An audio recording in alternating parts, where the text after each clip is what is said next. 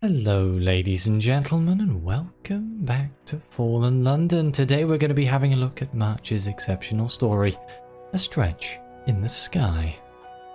But as always, at the start of a new exceptional story, I'm going to encourage you to play this for yourself to avoid spoilers, become an exceptional friend, support Failbetter, get access to the extra candle, the expanded deck. You also get more outfits, and various other benefits. But without further ado, let's jump straight into the story. Your breakfast of buttered crumpets is interrupted by an officious knocking. It does not relent as you finish your repast, nor does it cease as you polish off the last of the tea. It is unavoidable. You must open your front door.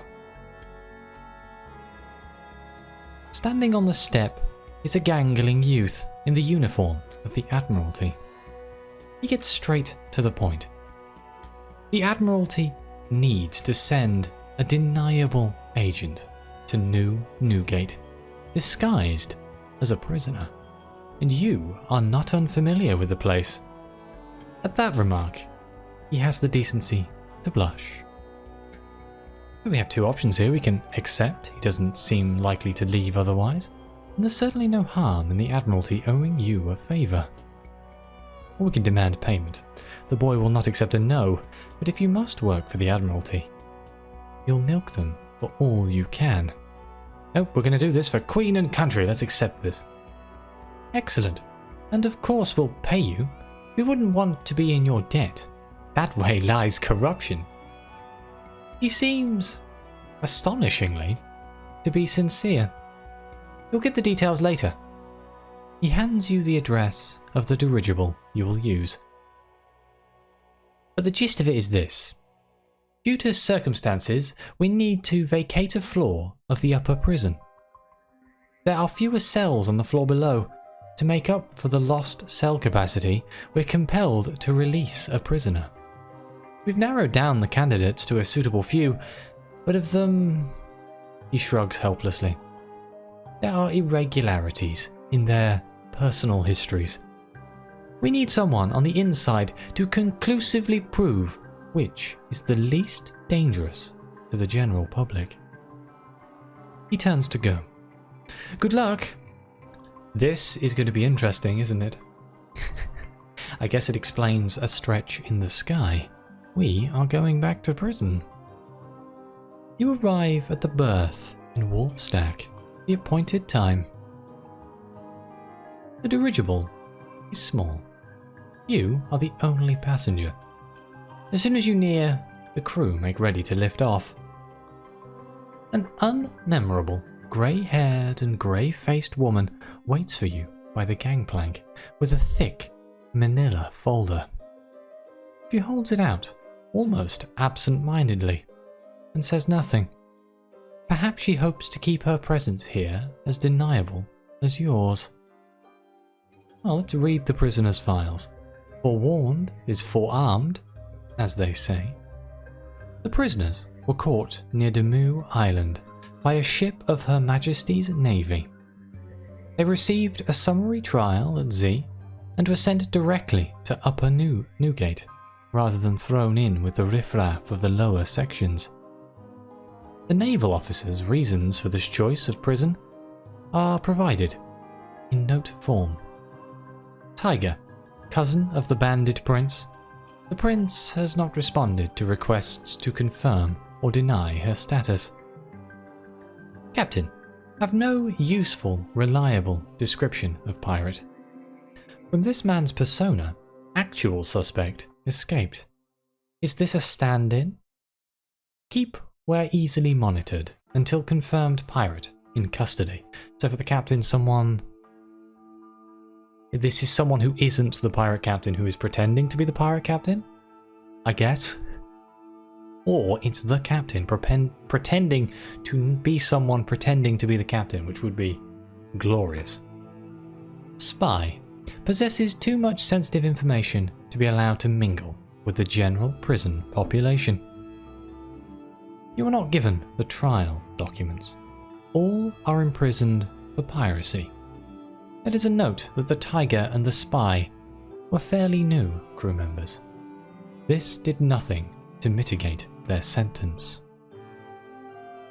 Well, let's depart. The dirigible captain is watching you impatiently. The ascent is heady. The dirigible is briefly level with the rooftops of Wolfstack before rising away from the city's chimneys. Then it bats and false stars and wending between stalactites. Already, New Newgate looms before you and the dirigible slows to dock. Ignoring the usual berths, the dirigible continues up the prison until it is almost scraping the roof of the Neath. A crewman settles a gangplank on a rocky outcropping. As soon as you are safely across, the dirigible descends. There are no railings between yourself and the precipitous drop. After several heart-stopping moments, a wooden door in the stone is pulled open. Welcome to Upper Newgate. The burly guard nods you through. Now take care to follow what I say. You're under Admiralty jurisdiction in this section. It's not run like that bit below. So the top of the prison is better than the bottom of the prison? I guess it kind of makes sense, right? The guard guides you with one hand firmly on your shoulder. When you pause to glance down the corridor, swarming with prisoners carrying furniture, half-made bed frames, a chipped wash basin, the guard roars with fury. Has the pretense that you are a prisoner begun already? He pushes you into a side room. After slamming the door shut, the guard offers you a hand and grins toothily. Sorry about that. Them lot ain't fools. Can't take no risks. He points to a pile of paper on the desk. About your new cellmates. Have a read. Or don't. No skin off my teeth. We've already read the file. We shall reject the file. Good. The guard sweeps the papers into a bucket. I'll have them sent down with the rest of the waste. Can't keep 'em here. What with the move? Too much risk a prisoner will see 'em.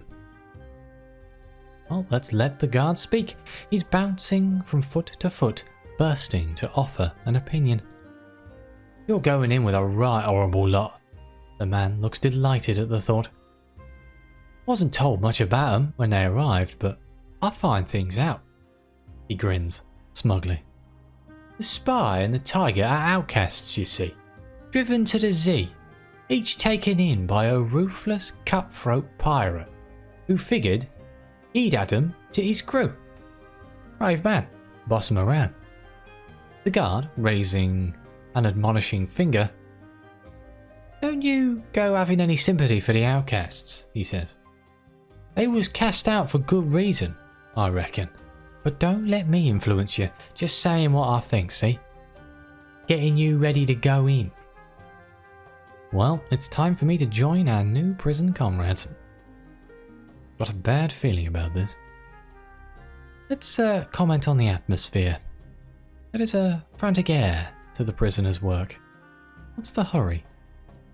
The guard considers you for a moment. We've limited space up here in the luxury suites. It's all very well, Upper New Newgate being reserved for particular residents, if those doing the sending send too many of the bastards at once. He rubs his chin thoughtfully. And the building's a cone shape, right? When we have to move down a floor, we get less space.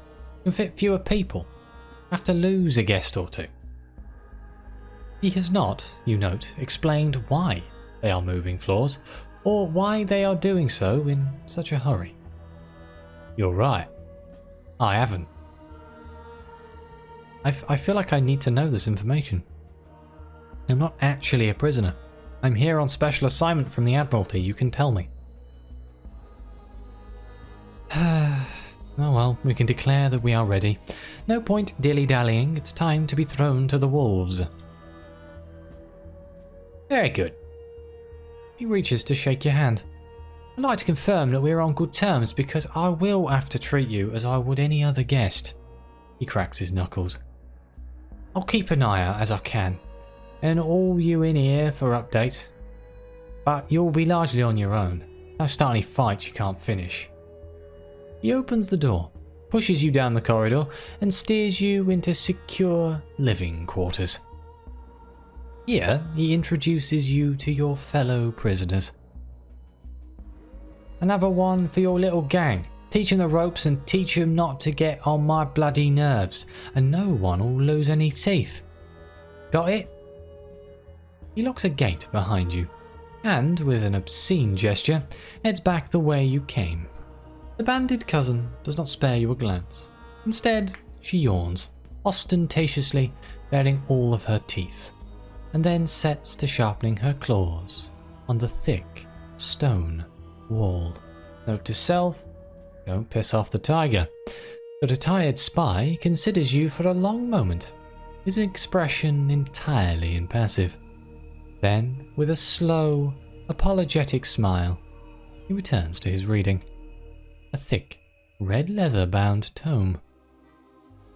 In contrast, the potential pirate roars a cheery hello. Welcome. Glad to have you here in our cosy little family. Well, since he literally talked to me first, we're going to talk to the pirate. He pats the empty armchair next to him. It's been a while since I've been in town. Want to catch me up? He talks about old drinking establishments.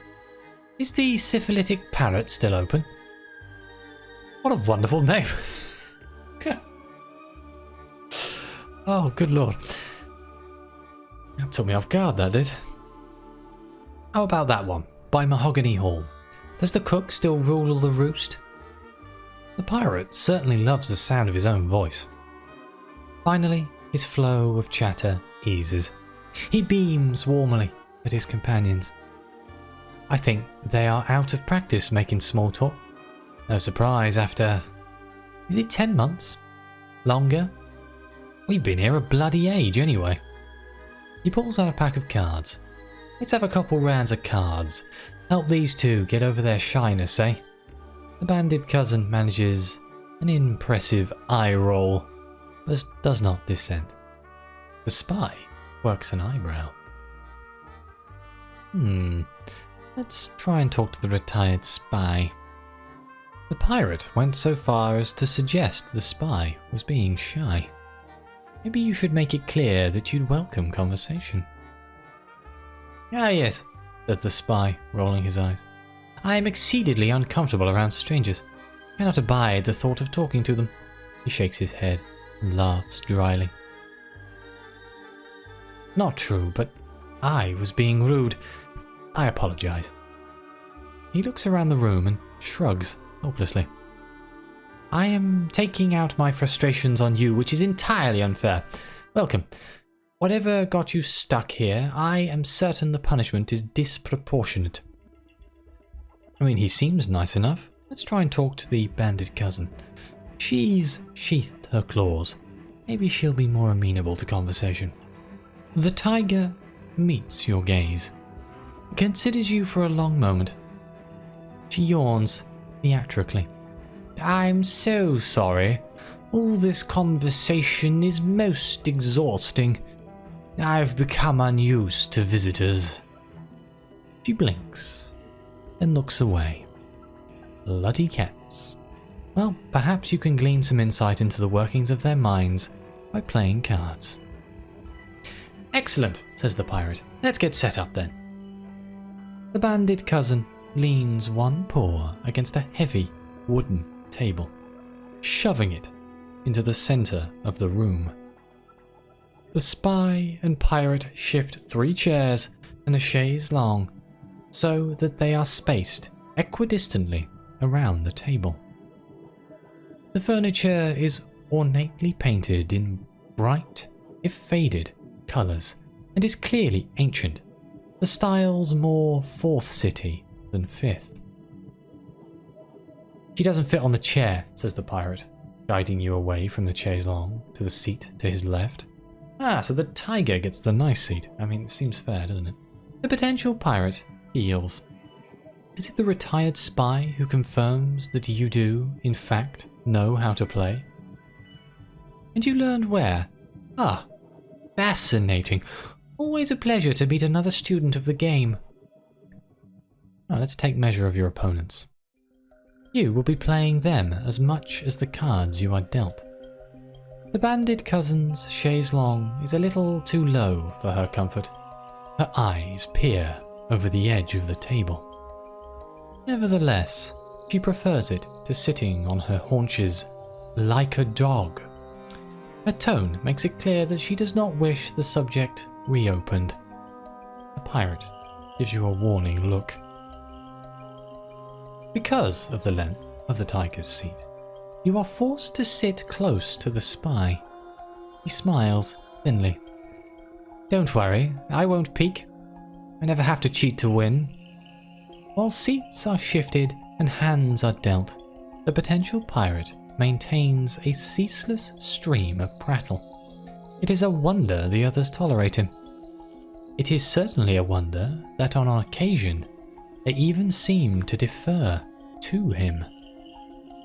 The tiger is an aggressive player. She takes risks, capitalizing on uncertainty. The pirate is erratic.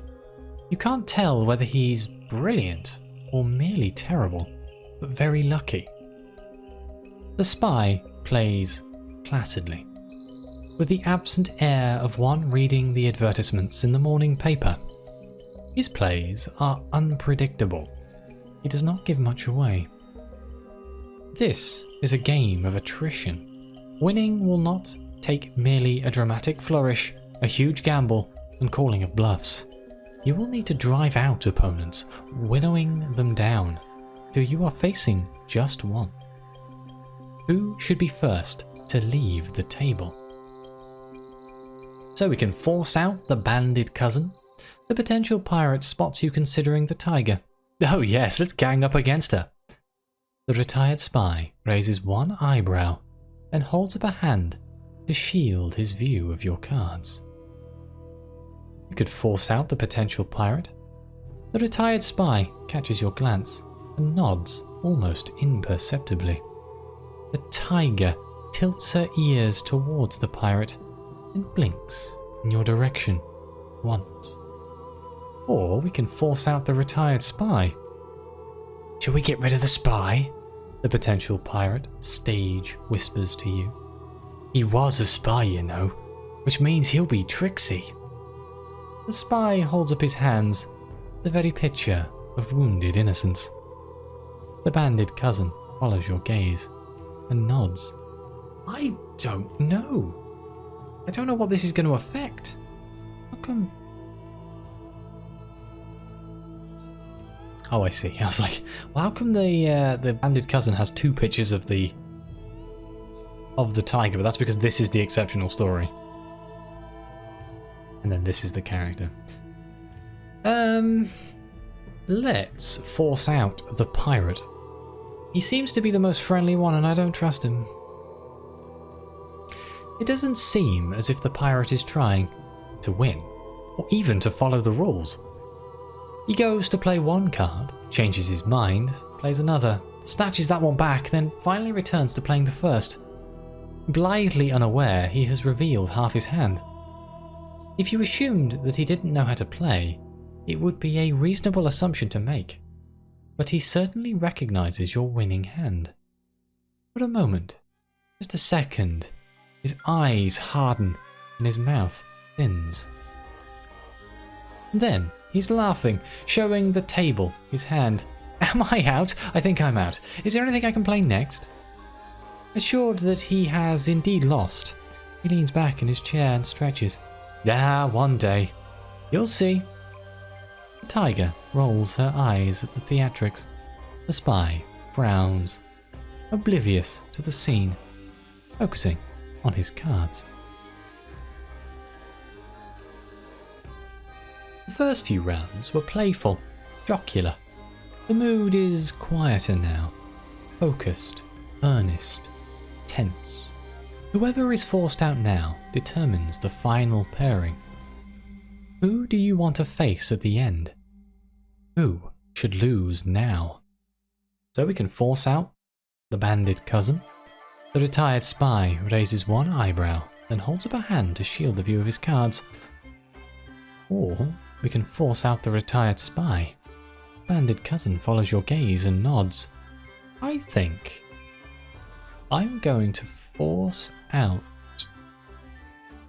the spy. The spy plays as if he's anticipating the next hand, or the current one. His moves are tests of your strategy. You sense a mental notebook is being filled with your plays, but his urge to learn overrides his desire to win, and he puts up scant fight. When you push him into defeat, he offers you his hand. Thank you. If we play again, I think I could present you with an interesting challenge. He does not leave the table. If anything, freed of cards, he focuses his attention on you. Don't mind me. The banded cousin fixes the spy with a long glance before returning to consider her cards. The potential pirate leans over to pat the spy's shoulder. Don't worry, better men have lost before you. Now is the moment of truth. It's just you and your opponent. The final few moves of the game. Whatever the outcome, it provides a chance to observe them. See if they are magnanimous in victory or gracious in defeat.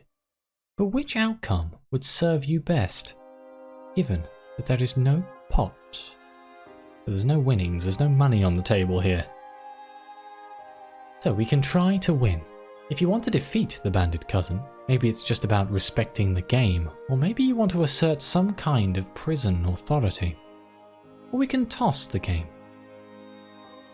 Perhaps you'll learn more about the banded cousin by seeing how they respond when victorious, or perhaps you just want to curry their favour. Oh, we're gonna win. It takes a moment for the banded cousin to recognise her defeat. She looks at her hand, at the cards of the table, her lips drawn back into a snarl, but she restrains it. Just, congratulations. Her tone is as ice. I respect your courage. I know few who would risk winning against me. It is a mutual feeling that that's enough cards for one evening. Each prisoner drifts to a separate corner of the cell, busying themselves with a private task. If privacy is expected, it's not an agreement that they've made with you. You are entirely at social liberty to speak to them. Indeed, it seems advisable to do so, if you are to establish which is the least dangerous. Let's peek at what the banded cousin is reading. Her huge paws turn the pages with surprising delicacy. She is clearly enthralled. The twitch of her ears is the only acknowledgement of your approach. At first, she ignores you, but as her tail twitches, then thrashes, it becomes evident she can't concentrate. She closes the book with a thump, revealing the cover, Le Mort d'Arthur. Have you read it? She rumbles. I recommend it. I am not fond of Arthur, but by the end one has to sympathise with him. Despite the recommendation, she clearly has no intention of letting you take the book, tucking it under herself. The lives of nobility have always been difficult across the ages. I find solace in the tales here. She stretches, still keeping one paw on the book. I hear the author wrote it in Newgate prison. A meaningless connection, but still one I find pleasing. Now, I believe Le Mort d'Arthur is like the complete story of King Arthur and of the Round Table, you know, the mythical king. So that may have some sort of insight into the way that she thinks. Let's discover what the potential pirate is doing. He turned away from you, hunched over a piece of cloth with a needle and thread. Is he repairing a shirt? The potential pirate is working on an embroidery. He has neatly hemmed the cloth, but his artistic efforts are lacking when it comes to the design. If you squint, it could depict a skeleton. though it has one too many arms.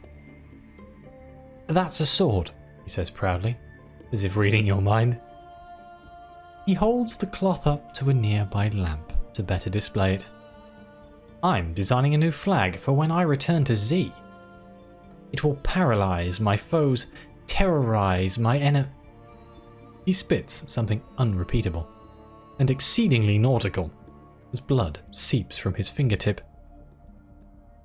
You turn away. Something catches your eye. Is he watching you? You turn back. No, he's moodily slumped into his chair, glowering at his work. Don't trust this pirate. Let's skim the retired spy's draft. With the pile of paper he has stacked up, he's certainly a prolific writer. Is it a novel? The retired spy is unembarrassed by his work, even in draft. It's my memoir, but it doesn't focus on the details of my life, nothing so vulgar. Instead, it examines the lessons I've learned. He breaks off writing, mid-sentence. I feel that it is my moral duty to have it published, given that so many people would benefit from access to my experience. He finishes a paragraph and shifts a page to one side to dry. He has just begun a chapter titled Regrets and Other Misfortunes. It starts with a discussion of the value, if any, of a regret, but acknowledges that any intellectual consideration will inevitably fall short of the emotional weight of the experience. For such readers, he writes, I detail my experiences on the four-task kettle, my regrets, and those I came to discover when... The text continues on the next page. You can read no more. The four-task kettle? Didn't I read about that in Sunless Seas? I recognise four-task kettle, but it's not in my head. I don't remember it. Well, I think right now this is the perfect place for me to end the first episode before we settle in for the night. So I am going to thank you all very much for being here. Please like and subscribe. Let me know what you think. Your comments are greatly appreciated. And as always, I'll see you next time.